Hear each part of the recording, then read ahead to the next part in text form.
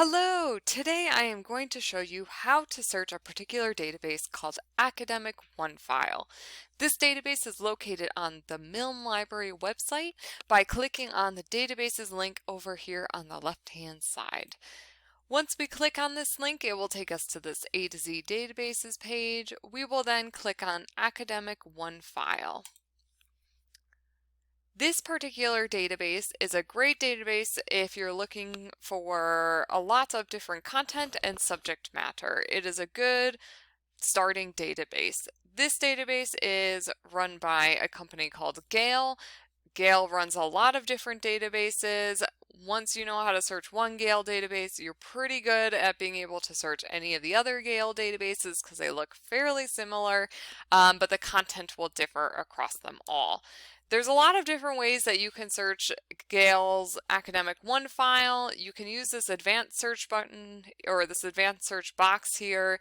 You can search in this box up at the top. There's also a subject guide search, so if you know you're looking for a particular subject, you can use that particular function.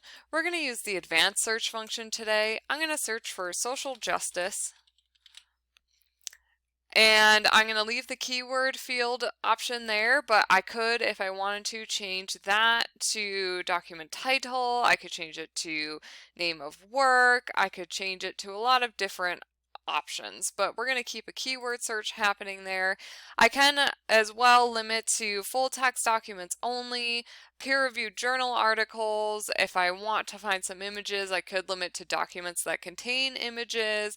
I could limit by publication dates, publication types. So this I could limit to different like artwork, aerial photographs.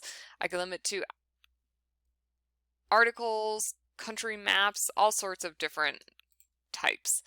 We're going to just keep it pretty basic for the purpose of this search. So we'll hit search. You can see there are a lot of different results. With Academic OneFile, the main thing to pay attention to is this top bar here. So you'll notice it says showing results for academic journals, magazines, books, news, images, and videos. So this breaks it down by content type. So I can look at particular things, and I am not getting a mix. I'm looking only at books right now because that's what it defaults to and has it highlighted.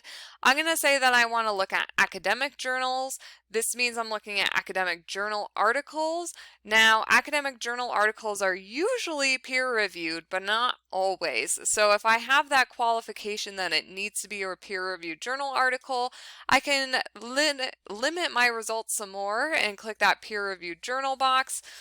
And this will filter out everything that's not peer-reviewed. So now you see that I have that little check mark peer-reviewed next to all of the journal articles that I have showing up here.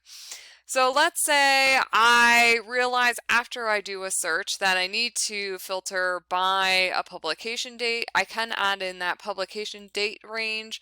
So let's say I want to do about 2019 to 2023. I can hit apply. Oops.